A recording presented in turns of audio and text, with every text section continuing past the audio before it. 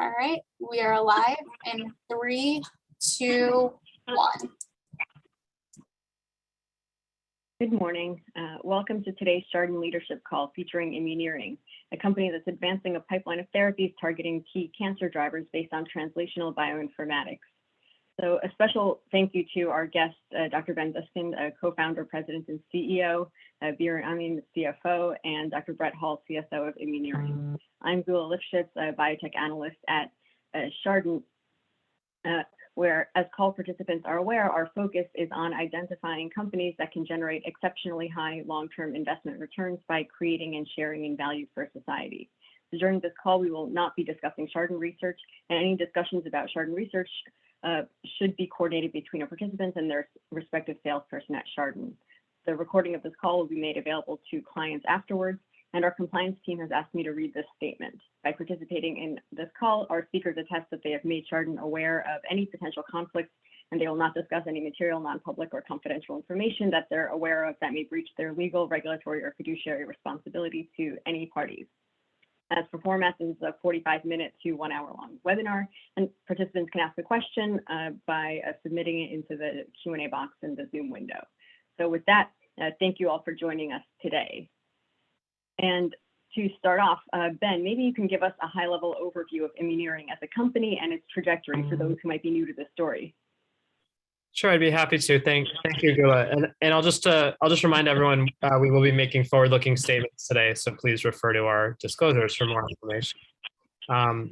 So I'm Ben Zeskind. I'm the co-founder and CEO of Immuneering, and really our trajectory really represents the coming together of two threads that have really been developed for more than a decade, and it's all really been driven by this belief that no one should be dying of cancer in 2021. I mean, with all the research that we have and all the progress in medicine, why is it that people still die of cancer? Why is it proven so difficult to make medicines that are truly effective? And we really think that's the result of two kinds of complexity: biological complexity and then process complexity. Just the difficulty of the drug development process itself. And so we really bring together two types of science that essentially address each of those forms of complexity, and we bring sort of unique attributes to each, and the way we combine them, I think, is really special. So specifically, the first is really data science or bioinformatics, and this is how we address the complexity of biology, and this is something we've been doing as a company for more than a decade. Immuneering was founded back in 2008. This was around the time you were seeing these amazing durable complete responses to cancer immunotherapies such as Yervoy, but it was only happening in a small number of patients. And we said at the time, if we could just understand what's happening in that small subset of patients that's having these durable complete responses that's not happening in everyone else, well then we could figure out how to make that happen in more people, right? We could figure out how to achieve broad activity. And so I had done my PhD at MIT. A number of our early team members were MIT alums. So naturally, we took sort of a data science approach and, really got to work analyzing transcriptomic data and genomic data. A lot of the early years, we were doing this in partnership with pharma, helping them understand why some patients were responding better than others to their medicines. And over the course of about a decade of doing that kind of work with pharma and seeing over and over, really what were the molecular differentiators between patients that responded well and those that didn't. We built up a platform, and ultimately, in 2018, we said, we can apply this to create a pipeline of wholly owned medicines that we believe will be more broadly effective. So that's kind of one of the streams, but I mentioned there were two. So in parallel, Brett Hall, our Chief Scientific Officer, has been focused his entire career on translational science. And this is really the science of how do you improve the drug discovery process? How do you increase the success rate as you go from discovery to in vitro to in vivo to clinical? And so, even early in his career, Brett was a professor at Ohio State making these humanized 3D tumor growth assays that did a much better job than a standard 2D cell culture in a dish of predicting what would happen in vivo. And that ultimately caught the attention of pharma. Brett transitioned to J&J, where he was the translational lead for ibrutinib, daratumumab, and a number of other programs. And then, he went on to other pharma companies to start a number of companies, and ultimately joined us in 2018. I should say that we had known each other since 2012. We actually, in 2012, when Brett was at J&J, he hired Immuneering to provide bioinformatics analyses related to ibrutinib. And I think that was really where the two of us first saw the power of combining this translational science with bioinformatics. But it was really when Brett joined us full time in 2018 that we were really able to take the unique capabilities that each of us had developed in translational science and in bioinformatics and the teams and the technologies and really combine that in a very unique way. And so today what we have is a platform that lets us identify novel biology. It lets us also identify novel chemistry, and then really do advanced translational planning, where we're really targeting medicines to broad populations of patients using data. And I think 104 is a great example of that. But we'll talk more about our 104, our lead product candidate, I'm sure, as the conversation goes on. But that's really kind of the backstory that led to its creation. Great. And so before we talk about the programs 104 and anything else in more detail, maybe you can take us through the key catalysts that are anticipated in the near term and say over the next 12 to 18 months. Yeah, absolutely. So for 104, our lead product candidate, IMM-1-104, which is for has broad activity in cancers driven by the activation of the MAP kinase pathway. So we, we'll be filing our IND in the first quarter of next year, and then we'll be starting the clinical trial in the first half of next year. And then, we'll kind of go on from there. In addition, we have a pipeline of earlier stage programs, all in chemistry, all targeting the MAP kinase pathway and using our same translational bioinformatics program. So we, from those programs, we expect to file our second IND in 2023 and our third IND in 2024. So those are some key entries on the timeline. Great. So now let's talk in a little bit more detail about the lead program 104. As you mentioned, it targets MEK. That's as I'm sure many of our participants know, it's a target with a number of approved agents and several in clinical development. So can you maybe explain for us, number one, the cancer types that are, that represent the market for this type of therapy, and also what you see as the limitations of current MEK inhibitors that people might be familiar with?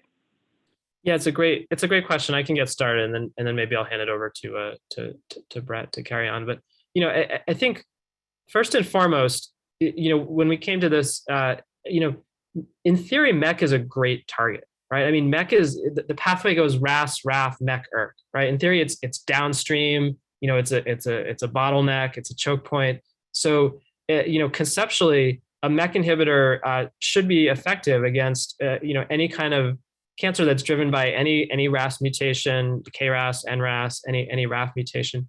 But that just really hasn't been the experience to date with the registered MEK inhibitors. And the other challenge has really been toxicity, right? I mean, in some of the trials where you're combining a MEK inhibitor with a RAF inhibitor, you see grade 3 or grade 4 adverse events in more than half of the patients, often leading to dose interruption or discontinuation. So those have really been the challenges. Is how do you get broader activity, and how do you make it better tolerated? And so, with regard to the fact that registered MEK inhibitors today are really mostly used only in RAF mutant disease settings, that's really because of a feedback loop called CRAF bypass in the pathway. And so, that was really one of the two key goals we had with 104 was, if we can block that CRAF bypass feedback loop, then suddenly MEK's a great target again, right? Suddenly MEK can be applied. MEK inhibitor can be applied much more broadly to KRAS and NRAS mutant disease, as well as RAF mutant disease. And then the second thing, of course, is the toxicity. And what we came to appreciate, and actually our bioinformatics platform was really helpful here, is that all the registered MEK inhibitors have very long half-lives. Whether it's 40, 50, 90 hours, long half-lives. And the challenge is that healthy cells need MEK too, and need MAP kinase signaling too, right? And so kind of the dogma in the field has been just chronically inhibit the pathway, right? Just shut it down 24/7 with these long half-life drugs. And the problem is, yeah, you shut down the cancer cells, but you also deprive the healthy cells of any use of that pathway. And that's really deleterious. That leads to a lot of the toxicity. But when we did we applied our bioinformatics platform and we looked at the transcriptomic signatures induced by MEK inhibitors, we found something really counterintuitive. So, at early time points, at 3 hours and at 6 hours, as we expected, the transcriptomic profiles induced by MEK inhibitors did a great job of counteracting disease. Genes that were upregulated by disease were downregulated by MEK inhibition and vice versa. But the really surprising thing came at the 24-hour time point. So at 24 hours, we actually saw the opposite. We actually saw that the MEK inhibitors were inducing gene expression profiles that amplified disease. Literally, genes that were upregulated with disease would be upregulated by the MEK inhibitors at that time point, and vice versa. And so that really focused us in on the biology, and was doing a deeper dive into those counterintuitive findings that led us to appreciate that the healthy cells, they only need the MEK signaling, the MAP kinase signaling. They only need it intermittently and at a relatively moderate level. Whereas the cancer cells, with this pathway locked on, they need a sustained high level of signaling. In fact, that's one of the hallmarks of cancer: sustained proliferative signaling. So what we came to appreciate is that if we can create a deep but cyclic inhibition, where we hit the tumor cell hard with a burst of Cmax-driven inhibition, followed by a complete release, a zero drug trough, all well before that 24-hour time point where we saw transcriptomic amplification of disease, we could hit the cancer cells hard, deprive them of that sustained signaling that they need, while giving the healthy cells, enough of a sporadic and moderate level of signaling that they wouldn't be so badly affected. So that's really how we built 104. We built it to block the CRF bypass feedback loop, and we gave it a short half-life in order to provide this deep but cyclic inhibition. And it's that combination of two factors together that makes it so unique. And that's really why we've seen, now we've reported five different animal studies in 5 different models, each driven by a different mutation in RAS or RAF. We see strong tumor growth inhibition. We see it in a KRAS G12C mutant model, KRAS G12S, KRAS G12D, NRAS, and BRAF mutant models. And we see all that with really nice tolerability. So in these models, if the mice don't feel well, they stop eating, they lose weight. We see no more than 4% body weight loss across any of those studies. So, I think it's the broad activity and the good tolerability together that I think makes 104 so unique relative to the currently available options for this pathway. Great. Brett, did you have more to elaborate on with respect to either the biology or the differentiation within the space? Yeah, actually, I think Ben did a great job of really summarizing the whole thing. I would add, we're spending quite a bit of time now on the translational space, really defining mechanisms of addiction versus utilization versus resistance. And in addition to that, we're also spending quite a bit of energy mapping, some of the preclinical models that we're utilizing onto patient data to make sure that the GPS or the guidepost, if you will, that's being laid out continues to be focused on the patient that we intend to treat when we transition this program into the clinic. Got it. So you talked a little bit about about the differentiating features of the asset in terms of the cyclical inhibition. Can you elaborate a little bit more on the understanding of the underlying biology, and also how the translational bioinformatics capabilities kind of led you to this point in the program? Yeah, absolutely. So really the deep cyclic inhibition is an effort to, as Ben mentioned, differentiate between attacking the tumor and the addiction in that tumor compartment through the Warburg effect, where sustained metabolic signaling through this pathway is critical, and allowing basically enough time for healthy normal tissues to basically recover. And so that's really been part of what we've seen in our in vivo modeling to date. In our 3D in vitro modeling, one of the things that we've been doing is expanding out 3D models in the space in order to better understand, what molecular profiles are signatures for addiction, which molecular profiles are signatures for utilization, which is an opportunity for combination therapy, and what molecular profiles are ones that really 104 is ineffective. And in other words, perturbation or suppression of this pathway will not be effective.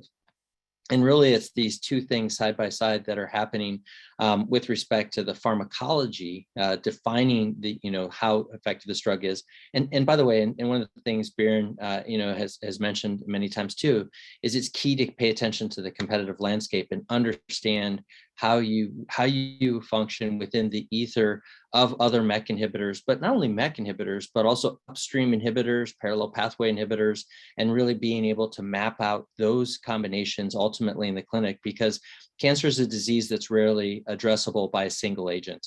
And even though we will spend time, demonstrating, in the clinic, safety, tolerability, and single agent efficacy, ultimately down the road, we really envision this to be something that's utilized in very effective combinations. And so that's something that we're working to better understand translationally. And that's where translational bioinformatics really plays a large role. So we do spend quite a bit of time computationally to define patient molecular profiles and aligning them with preclinical molecular profiles. Got it. That makes sense. I definitely want to come back to the combination discussion in a bit, but in terms of the monotherapy work that you've done thus far, can you discuss a little bit about the kind of patterns that you've seen with respect to sensitivity in different tumor types and different driver mutations, and any other kind of key data points from your preclinical package that will be informing your clinical strategy? Yeah, absolutely. So as we started to walk through some of the in vivo models that Ben was mentioning, right? So KRAS mutant pancreatic cancer, KRAS mutant lung, KRAS mutant colorectal cancer, NRAS mutant melanoma, and BRAF mutant melanoma. Those are the 5 completed in vivo studies that have all demonstrated either tumor stasis or regressions with really high tolerability, really good tolerability. In addition to that work, we've also been doing extensive 3D modeling. We've completed now almost 60 models across 11 different histologies with really, a complete mix of different molecular profiles. One of the things that we saw even early on was in the 3D models that there was this unbiased selective enrichment for KRAS mutant pancreatic cancer, NRAS mutant melanoma, with respect to basically generalizable, single agent activity in these models.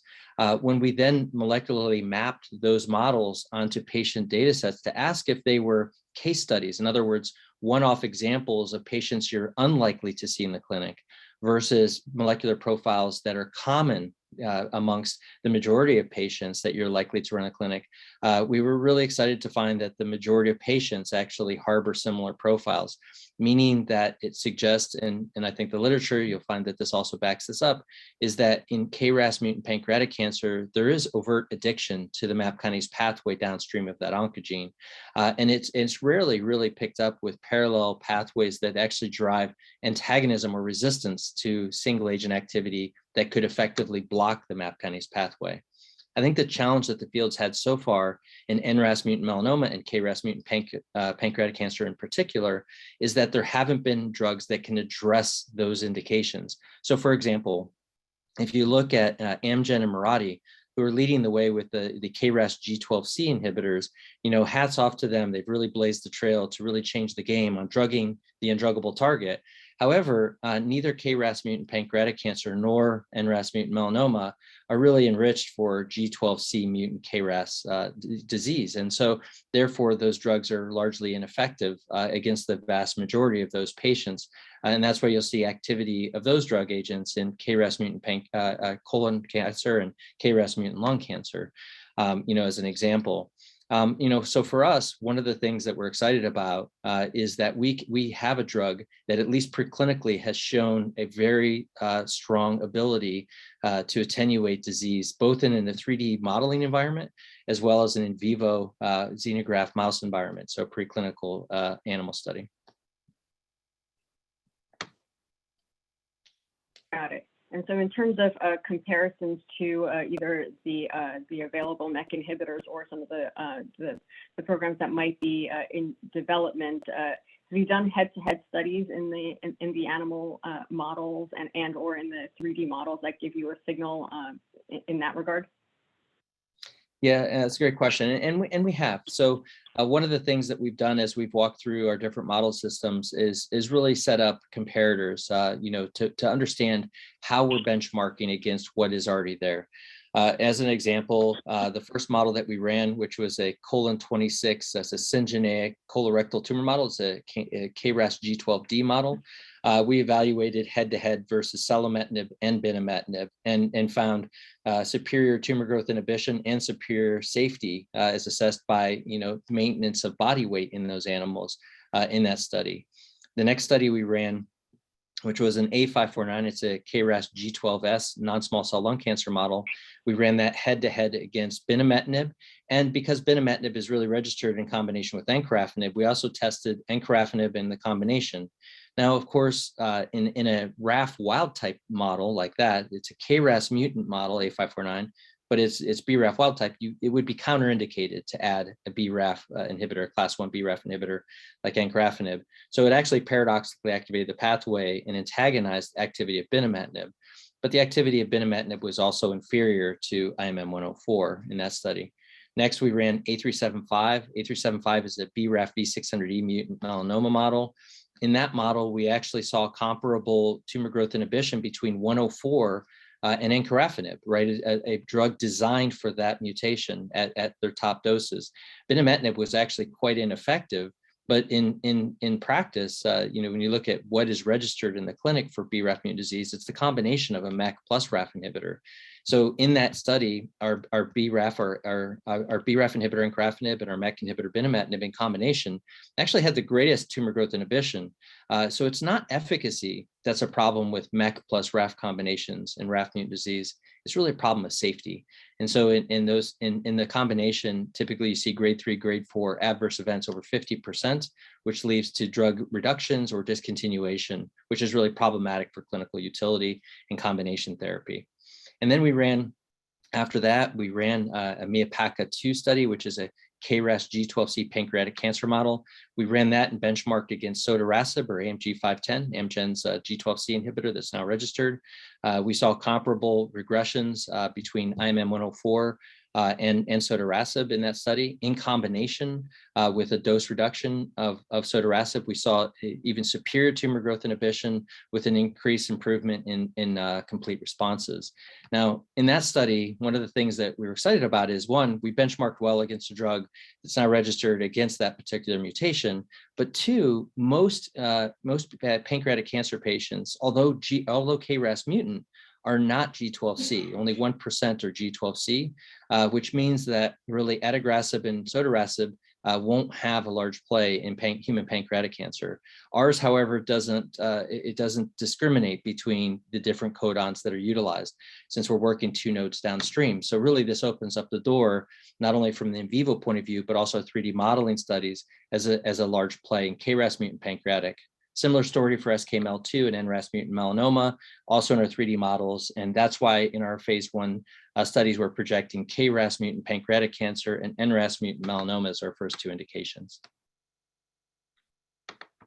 Got it, great. So in terms of the clinical strategy there, maybe you can elaborate on on how you envision the 104 program fitting into the treatment paradigm for the KRAS mutant pancreatic and NRAS mutant melanoma and any other areas where you expect to apply this in the near term.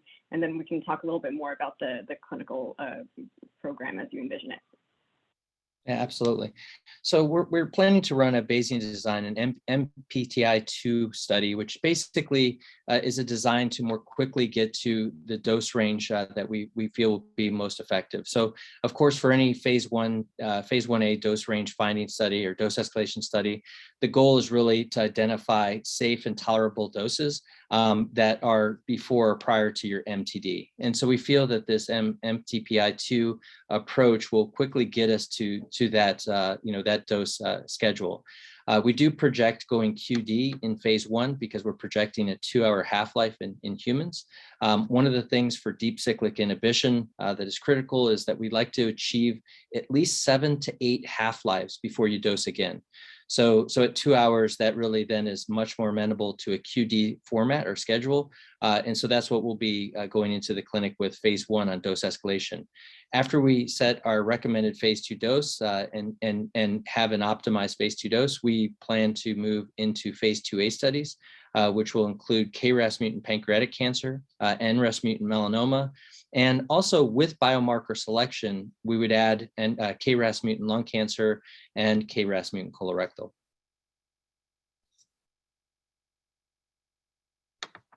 Got it. And in terms of the patients that you expect to be enrolling into the study, can you elaborate a little bit on the kind of patients and prior treatments that you expect in, I guess, the initial cohort and potentially in the phase 2A portion of the program? Absolutely. So there's a few things to consider. The first is that one of the questions we get is, are you comfortable following previous MEK treatment therapies? And so one of the things that we say to that is in KRAS mutant pancreatic cancer and NRAS mutant melanoma, MEK inhibitors are not approved. So it's unlikely that we're going to run into many prior treated MEK inhibitors that then developed acquired resistance to MEK inhibition. So we're not as concerned about prior treatment with MEK inhibition in the indications that we're going after, particularly given that all of our indications are RAS mutant disease.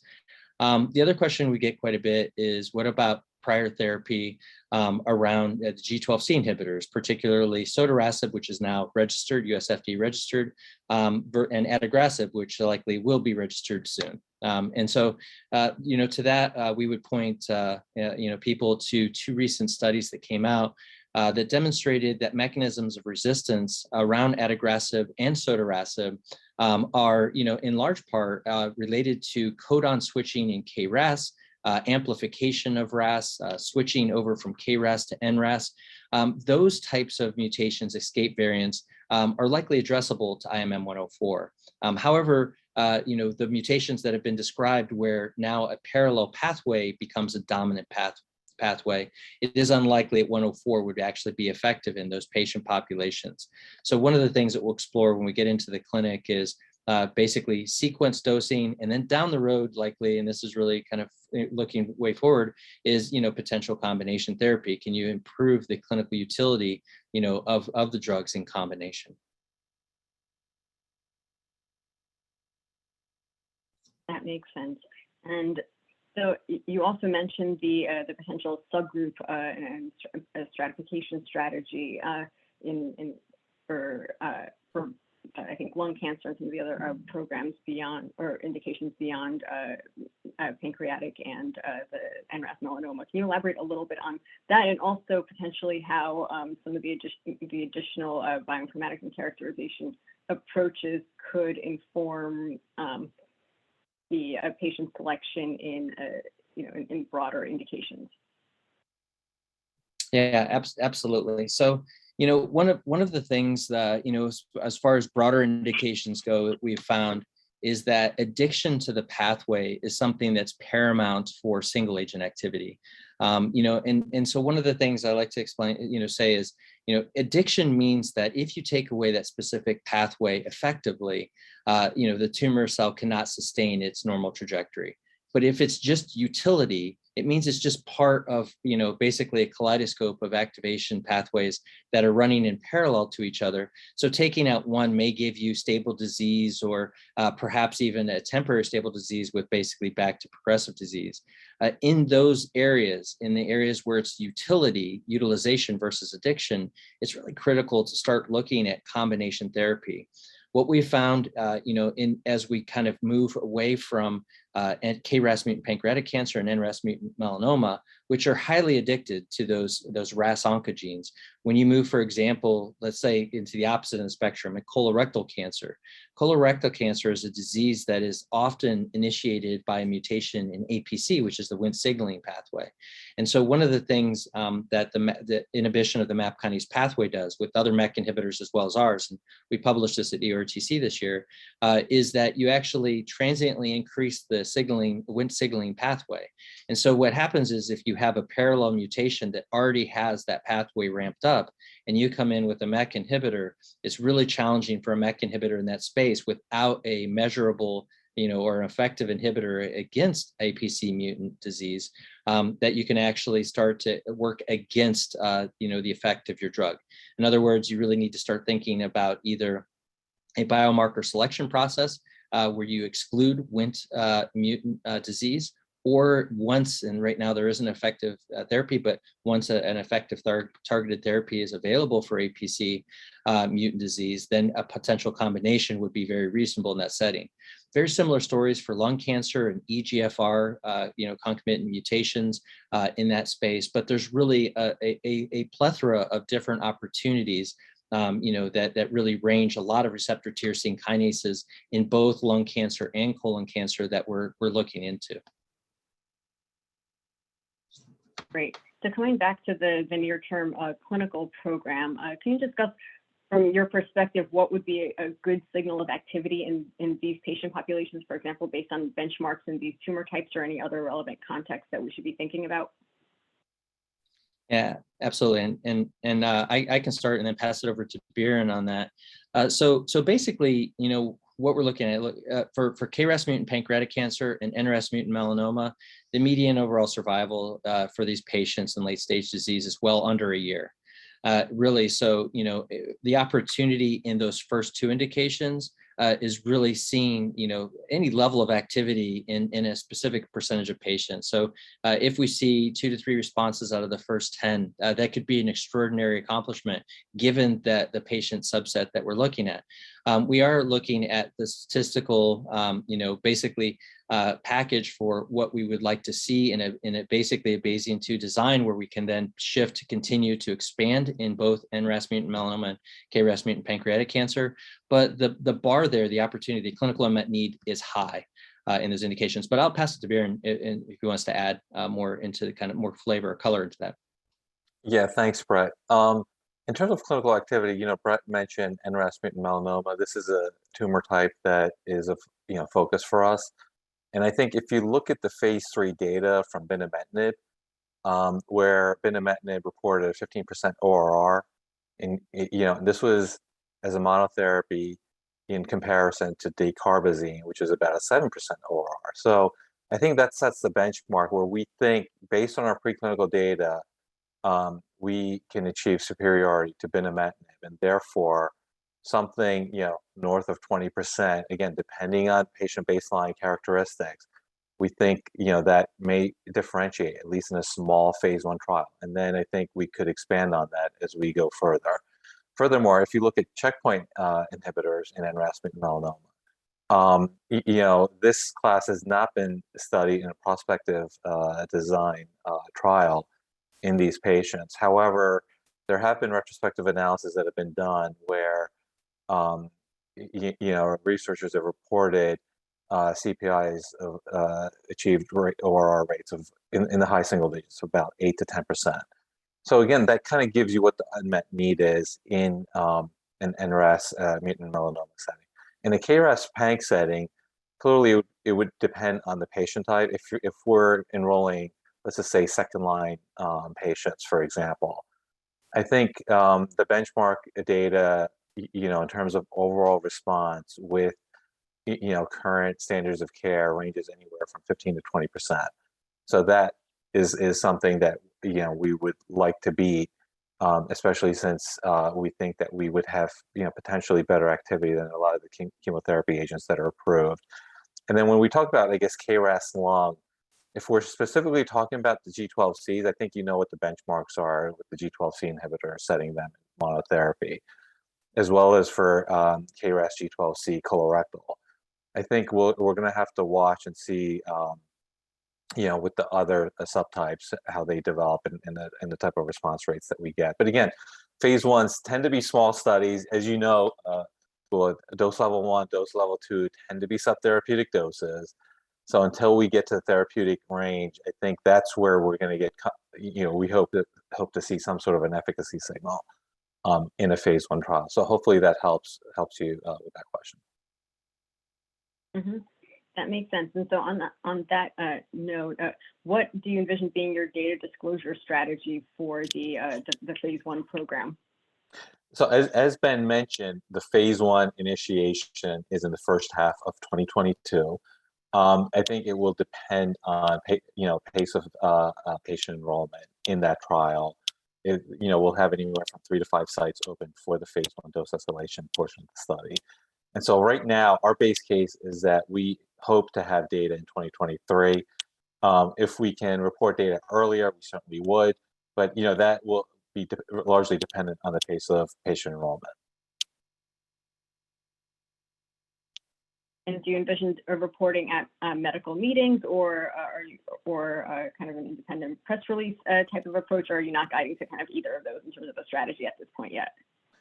I don't think we've decided on a strategy specifically as it relates to the phase 1 and when we would report it out, but I think our preference has been medical conferences. So I think that's probably what we would likely stick with, because there's a certain rigor to presenting at medical conferences that you typically don't get in a press release, or at least a standalone press release. Got it. That makes sense. And before we turn to some of your other programs, I just wanted to ask if there's anything else regarding the strategic approach for the longer term in combination settings that you wanted to make sure that we're aware of as we think about the program. I think one of the things is, as Ben would say, is all options are on the table. We'll let the data guide us, as we continue to expand our preclinical efforts to really define these mechanisms and look toward where the highest unmet need is in the clinic, and really probably start to begin to address those indications in combination. And I think it's just important to emphasize that we're doing this in a unique way, right? So when Brett spoke earlier about how we were able to identify KRAS mutant pancreatic cancer and NRAS mutant melanoma as areas where we have promising monotherapy activity, and then other areas where you need to combine, particularly when it comes to the Wnt pathway. It's just important to know that this, it sounds very sort of logical, at the end when you have the result, but this is really created by the technologies that we have. So the 3D tumor growth assays and the fact that we've done such extensive profiling across so many different lines to understand which mutations modulate sensitivity, and then the way we've used bioinformatics to map that onto large patient databases to appreciate where are there large percentages of patients that are going to be more sensitive. I think it's just important to note that the strategy that we've used to select indications is very much a product of this unique translational bioinformatics platform, and that's how we're going to ultimately look at combination strategy as well. I think we have this really unique data set and approach that'll help us identify those opportunities. And just again, one last question on 104 before we move on to other programs. But in terms of the competitive landscape, we touched a little bit on benchmarks with approved agents for these populations. Any additional comments on competitive landscape for, in particular, KRAS, PDAC, and NRAS melanoma? Yeah, maybe I'll take that. At least as far as NRAS melanoma is concerned, there's not too many competitors out there.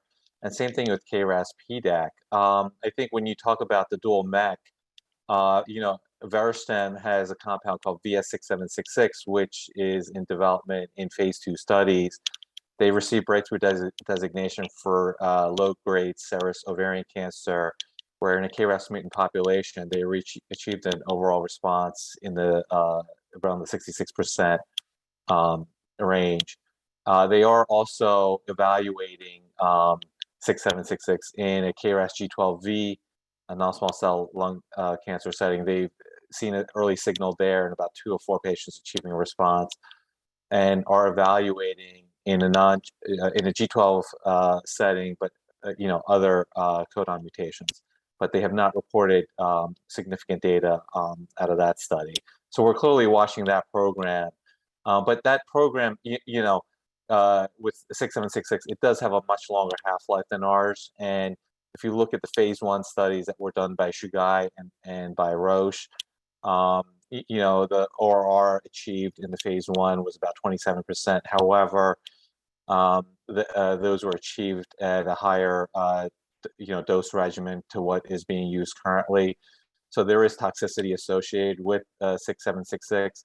And I think that tends to get amplified with the long half-life that it exhibits. So in the phase 1, you had 4 milligrams 3 times a week, 4 milligrams twice a week, and 3.2 milligrams twice a week that were 3.2 milligrams 3 times a week that were tested.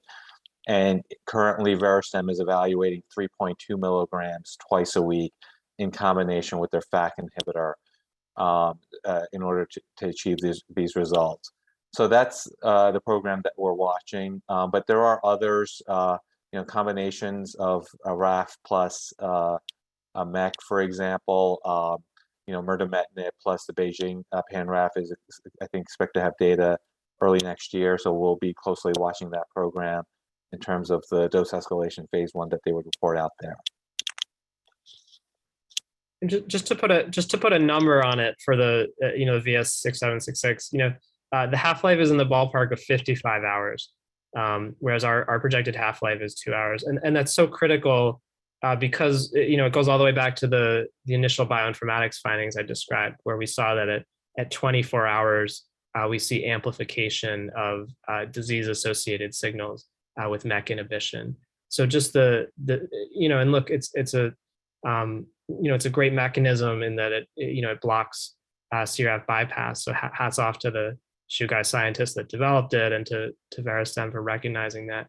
But it's just when you have such a long half-life, it's really challenging to achieve an effective therapeutic index, and that's really what we see in the transcriptomic data. And intermittently dosing something with a half-life in the multi-day range like that, there's no way to get that zero drug trough by the 24-hour time point, which our data shows us is so critical.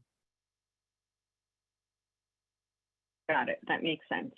Okay, so maybe moving on to the broader pipeline, could you maybe discuss one of the other programs from your MAP kinase inhibition portfolio and talk about some of the key differentiating features from the competing approaches and the next steps that we should be looking out for this most advanced program from the rest of your pipeline? Yeah, absolutely. So I can address that. So outside of IMM104, which is a dual MEK inhibitor, we have 6 other oncology assets, all addressing different attributes or cell populations in the MAP kinase pathway, as well as the PI3 kinase AKT-mTOR pathway, a parallel pathway downstream of RAS that really drives survival. So different from kind of the metabolism and proliferation of the MAP kinase pathway. The next 2 programs, up that are the more advanced programs. We have a MEK-IO program, MEK-IO, that is really being developed with the idea of not targeting tumor cells with a cytoreductive effect in mind, but really thresholding immune cells so that you can optimally shift the immune response or reduce immune suppression in the tumor microenvironment. And in this, we envision really working well as an immune adapter drug. And so, I think it goes without saying that many people have tried to combine MEK inhibitors with checkpoint inhibitors. And the feedback that we've gotten mostly back is this: the idea is a solid idea. The biology is well defined in the space. The challenge is the overt toxicity of MEK inhibitors makes the combination incredibly challenging. So given, what we've seen so far in our IMM-104 program, our dual MEK program, which is designed to therapeutically, cytoreduce tumor cells, we actually have a MEK-IO program that is designed with optimization of toggling the MAP kinase pathway in immune cells for optimal immune modulation. And so that program is coming along nicely. Also, we have another program, a trifecta MEK program. In our A375 model, the BRAF mutant melanoma model that we ran, we did note comparable activity between top dose of IMM-104, which elicited 90% tumor growth inhibition, and top dose of encorafenib, which elicited 92% tumor growth inhibition. So very comparable with respect to the level of tumor growth inhibition both drugs drove. By the way, binimetinib was very ineffective at only 47% at a dose not sustainable in humans, so beyond MTD, just demonstrating the inferiority of MEK in that head-to-head model. But one of the things that we noted in that model is that with respect to the combination, there still is further ability to improve on encorafenib as a single agent. And really the combination of binimetinib did drive 98, 99% tumor growth inhibition. Toxicity is the challenge there. So one of the questions we asked ourselves is, would 104 be addressable to take on the combination of a MEK plus a RAF inhibitor in that setting? And what we did is we went back to the drawing table and said, if we were to design a drug to take on combination therapy, MEK plus RAF combinations in RAF mutant disease, we'd want to more holistically tackle the allosteric pocket in MEK. And that's what the trifecta MEK program is. It's designed to basically have 1 to 2 orders of magnitude increased potency so that it can really address this RAF mutant setting against combination, not single agent. And so that's what the trifecta MEK is doing. It is also progressing along nicely in preclinical setting. Mm-hmm. So in terms of thinking about potential indications and next steps for those programs, how does that fit in with relative to the 104 program in terms of the potential patients to be targeted or kind of a subset that might be suitable for this one, for the trifecta, let's say, program? Yeah, that's a great question. So we envision, and we're starting off IMM-104 to go straight into RAS mutant disease, KRAS and NRAS mutant disease in particular. That bears out actually in our 3D models. When you look at our 3D models and you look at the sensitive proportion of the models, there is a really profound enrichment of KRAS and NRAS as the most sensitive models. And then still sensitive, but toward the bottom end of the spectrum is where you start to see your BRAF mutant models appear, suggesting that 104 is leveraged molecularly against RAS mutant disease, which goes back to this idea of the pathway reactivation through CRAF bypass and other mechanisms that's more prevalent in RAS mutant disease than RAF mutant disease. And so really that sets the stage for indication selection for 104. And we kind of went through that in detail. For MEK-IO, what we've already done is we've already achieved in vivo proof of concept where we have demonstrated where a checkpoint inhibitor and an analog of our right now our lead molecule for MEK-IO demonstrated combination therapy effective over 50% tumor growth inhibition within the first 14 days in combination, but single agent, neither one really moved the needle off of vehicle control. And so one of the things that this sets up is in traditionally cool tumors, or what some people refer to as cold tumors, immunologically speaking, with checkpoint inhibitors, we may be able to change that paradigm with respect to basically bringing in a drug that can increase tumor antigen and modulate the immune response so that checkpoint inhibitor combinations can be incredibly effective where traditionally they failed. And one of those areas is in RAS mutant disease, where traditionally checkpoint inhibitors have not been as effective. across multiple indications. And then the trifecta program really is being designed to take on the combination of MEK plus RAF in RAF mutant disease. And really, in order to do that, we really needed to change some of the drug-like properties of 104. And so to do that, we had to go back and basically create an entire new program. And it's, trifecta MEK is a completely different molecular scaffold to 104 as a dual MEK inhibitor. And so that's really where we see those out. We also have some earlier programs. We don't discuss them much. They're out there definitely and have been disclosed. We have 2 RAS programs. We have a KRAS4B inhibitor program. We have a RAS induction program.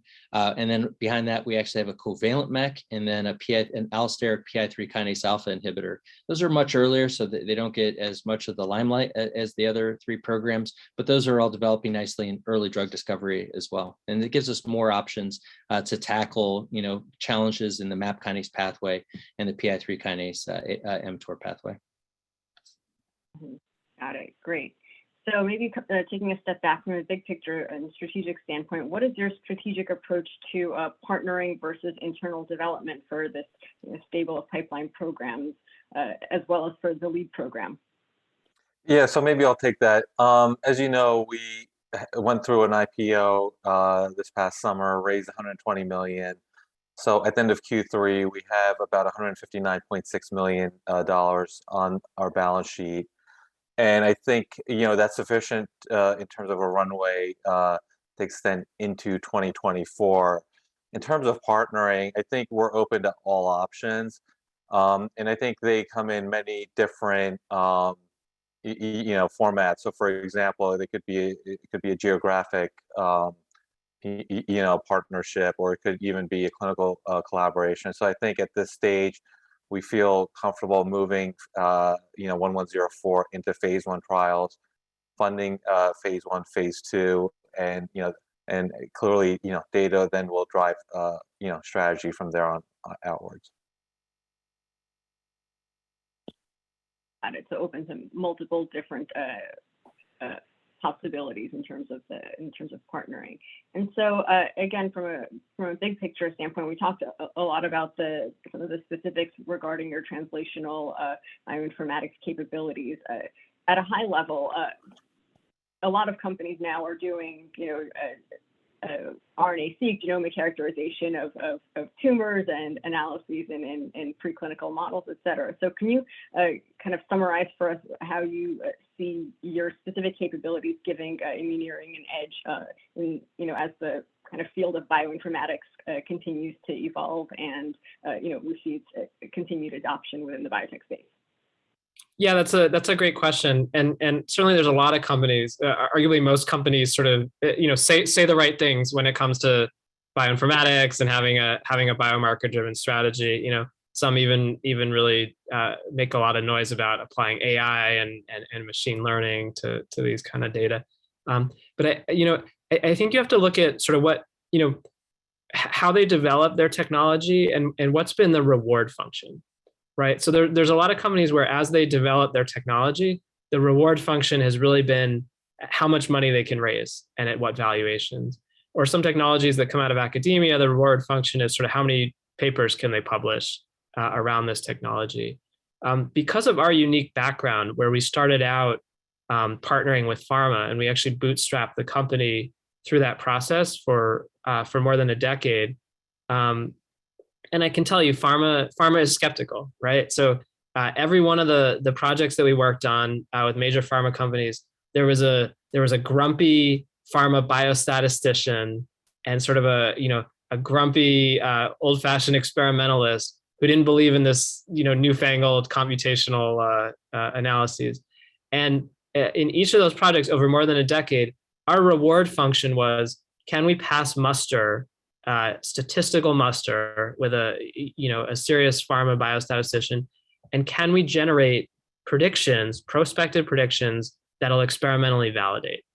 And over the course of a decade, we kept the things that validated, and the things that didn't, we got rid of. And I think that is just such a unique background that's shaped our bioinformatics. And it because with high dimensional data, frankly, it's easier to get false positives than true positives, right? It's really easy to chase shadows or artifacts in these kind of data, and you have to have that rigor of having put the statistics through through serious consideration and the experimental validation, and that's been the forcing function. And I think for others to replicate that, to even try would take a decade, and that's really what gives us, if they could do it all, that's really what gives us this unique ability to cut through the complexity of disease biology and really come out with counterintuitive findings. And look, I think that's important because we started this discussion with this question of, why are people still dying of cancer in 2021, right? I mean, why aren't there medicines that actually can reliably induce durable, complete responses in a broad population of patients with good tolerability? And I think you just have to say, if you keep doing the same things, right? If you keep doing what's intuitive, you're going to keep getting the same results, right? And so we really believe that you need to do something a little bit counterintuitive to kind of change the game here and get medicines that can ultimately really make a difference for survival for large quantities of patients. And the beauty of the bioinformatics is it lets you discover these counterintuitive findings, but in a way that's very data driven. And I think the timing, the dynamics around 104 is a great example of that. Who would have thought that at 24 hours, you'd be seeing amplification of disease, but that was really the key for us to really figuring out the whole deep but cyclic inhibition. So it's really having that ability to use the data in a high quality, statistically rigorous, experimentally verifiable way to identify counterintuitive biological insights that ultimately lead, we think, to medicines that have the potential to be game changers. Great. So perhaps in a similar vein, again, from a 10,000-foot view, from your perspective as a leadership of Immuneering, what, if anything, do you think the market is currently missing about the company and its trajectory or its path? Yeah, I'll take a first pass, and then I'm sure my colleagues will want to weigh in. But aside from all the excitement around the platform, which I just described, and certainly I think the 3D tumor growth assays are part of that as well. But I think our pipeline, our earlier stage pipeline, right? So everyone's excited about 104, and we are too. I mean, it's really incredible the breadth of activity we've seen in vivo with good tolerability. But the earlier stage programs are really intriguing, and I mean, Geulah, I appreciate the time you spent to ask about it. But I think people miss. I mean, MEC-IO, right? There's when immunotherapy works, it's amazing, right? It works durable, complete responses, but it's really been limited to certain patients and certain cancer types. And MEC-IO has the potential to really expand that. So I think that's very exciting. The trifecta MEC, as Brett said, people that are taking the combination of a RAF inhibitor and a MEC inhibitor for BRAF mutant disease, I mean, the adverse events are more than half the patients. You see these really serious adverse events that can require hospitalization. I mean, there's patients that choose to go on hospice rather than continue taking the drug just because of the side effects. So really to come up with something that's safer in that setting, I think is remarkable. And then, Brett mentioned our KRAS programs, and again, counterintuitive from the platform, but in order to signal, RAS has to sort of come together in these dimers and these nanoclusters at the cell surface, and we found using our computation a way to modulate that interaction, either to inhibit it, to reduce signaling, or enhance it to actually overload the pathway, which again I think is counterintuitive, but pretty intriguing in our data. So I think it's really the platform in the early stage pipeline that sometimes gets overshadowed by 104. But Brett, feel free to weigh in, and then Biren, if you guys have any other thoughts. Yeah, I mean, I think that's well said. The only thing I would add to that is that a lot of companies, even pharma, really develop molecules through discovery in isolation from translation. And when they get into the clinic is when the translational planning begins. How do we fit this and identify the patients? Ours is fully an integrated process, iterative from day one, from when we decide on the target, how we're going to modulate that target, what type of drug we're going to make. The translational planning is already starting at that point. And so really it's a fully integrated translational discovery approach at Immuneering. See if your Biren has anything to add. I think you guys have both covered it pretty well. Great. In that case, I see the hour is just about up. So I'd like to thank you all again for your participation and for the great discussion. Thanks for having us.